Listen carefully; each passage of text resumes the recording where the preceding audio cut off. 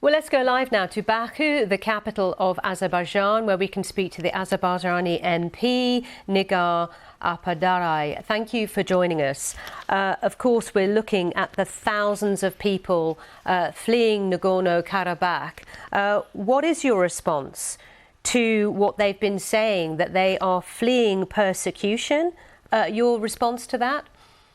Well, thank you very much for having me, first of all. Of course, it's unfortunate. We do not want these people to go. And Azerbaijani authorities were very clear about that. Like, these people are our citizens. We are giving them these opportunities. We don't want them to leave. We had already 2 meetings with representatives of Armenians of Karabakh. We have already sent them supplies, and we continue to do that every day. We send them supplies.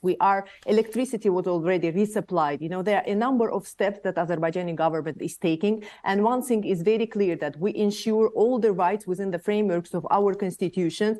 We guarantee their safety if they stay. So the thing is, of course, we see the numbers that people are going. Unfortunately, this is their choice at the moment. But from our side, what is very clear, that there is no ethnic cleansing or whatsoever. This is what Armenian propaganda is trying to convince international community. This is absolutely not true, because no one is forced to leave. We are giving them a chance. We are offering them to stay in absolutely safe. We will provide their safety and to become citizens of Azerbaijan. You know, the whole thing was around militants of 10,000 Armenian military forces that were stationed in Karabakh. That was part of Armenia's occupying army that was still there. And when we had war in 2020, the trilateral statement was clearly saying that Armenia should withdraw its troops, but they didn't do that. So this is the reason that we are clear about army leaving, civilians having all the rights within the framework of Azerbaijan's constitution. Nigar, if I just come back to you for a moment, because you say they have a choice, that they're making a choice to leave.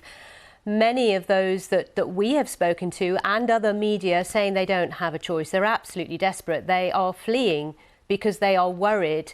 They feel they have no other choice but to get out of Nagorno-Karabakh. You know what it is? This is the propaganda done by Armenian side. I will tell you where all this ethnic cleansing, genocide rhetoric and narrative comes from. When Armenia occupied former Nagorno-Karabakh and surrounding areas, you know what they said? They said that there might be a potential genocide. That's why we are occupying this part. So in order to justify themselves, they put up this narrative and expelled 1 million Azerbaijanis from their homes. Now they continue this rhetoric. You know, it is not true. We guarantee safety and rights of these people. They can stay and they will live a much better life. If I can interrupt you for a moment there, because of course we are limited in terms of how much time we have to talk. Sure. Today, representatives from both sides are meeting in Brussels. It's an EU-backed discussion. What are your hopes for some sort of breakthrough on what's happening?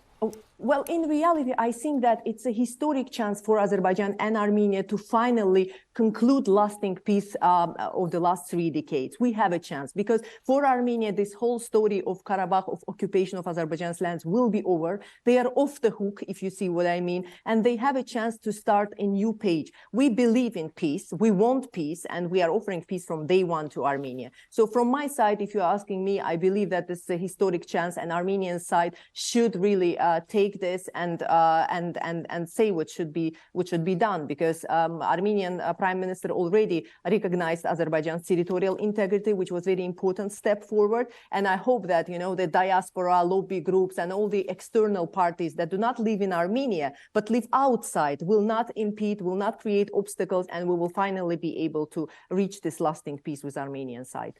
Okay, Nigar Arpadarai, thank you very much. Azerbaijani MP joining us live from Baku. Of course, there is so much more detail on what is happening in this conflict